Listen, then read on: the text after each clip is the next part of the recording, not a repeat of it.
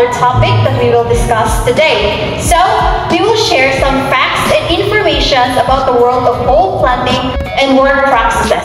I'm your host, Aloha, and today we have a special guest who is known as an expert in the pole planting process.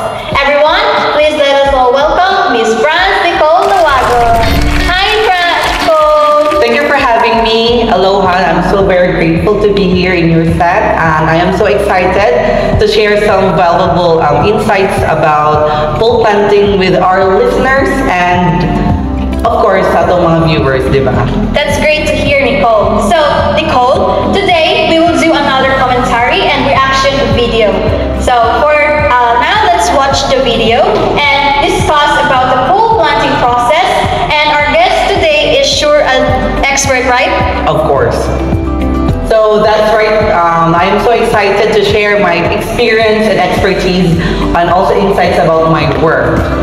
Okay, so based on my research, the pole planting process is a crucial process that involves careful planning and execution, from ensuring the holes are drilled to backfilling and ramming. Every step plays a vital role in the stability and safety of the poles, di ba? Dili man jud ta magpataka o tugsok sa mga pole, no? And also, with that is, make sure na to nga tanang plano ninyo is masakto jud sa inyong trabaho, right? Yes, absolutely, Aloha. One key aspect is maintaining the plumpness of the pole throughout the backfilling and ramming process. Mo dyan yung pinaka-importante.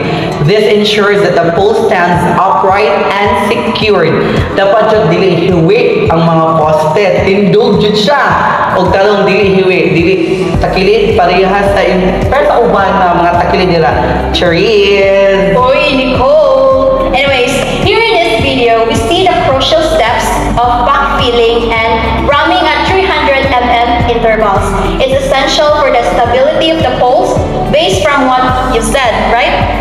Of course. And Nicole, look at how they ensure the plumpness of the pole through the process.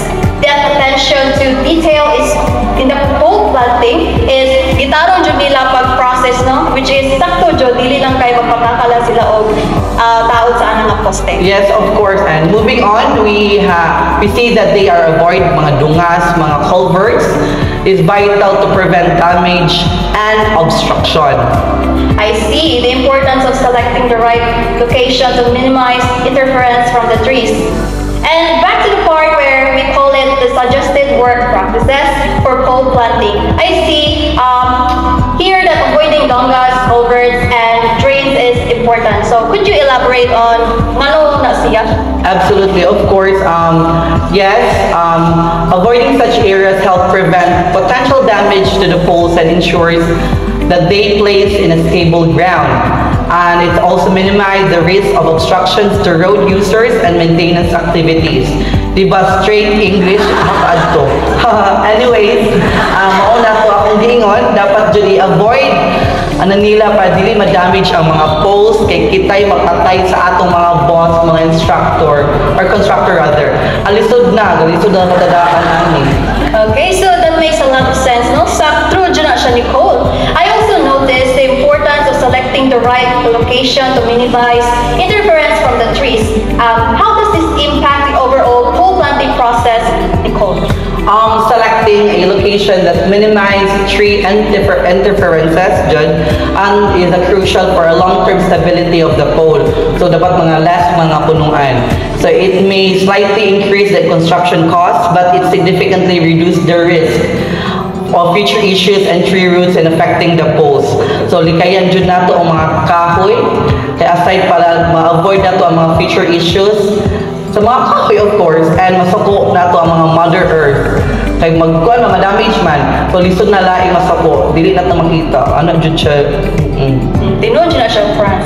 So, before ta mag-proceed sa atong next question, let's have a short icebreaker. So, are you familiar with Never Have I Ever? Of course, I play a lot. Never have I ever before. Okay, so that's great. So everyone, welcome to Never Have I Ever game show with Miss Nicole. Okay, so for the first question, never have I ever experienced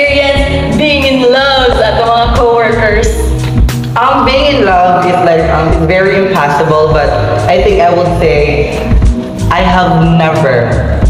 Oh, what? I have crushes, but never in love. Crush and in love are way different, diba? Yes, you're right. So, for the second question is, have I never ever experienced being bashed sa imong mga co-workers, especially those mga customers na imong kita everyday? So, kung mga na-encounter mga co-workers and also sa ako ang mga clients, I would say I have never, ako ang mang-bash, Jud. Dapat dili ako mabash, ako ang mang-bash.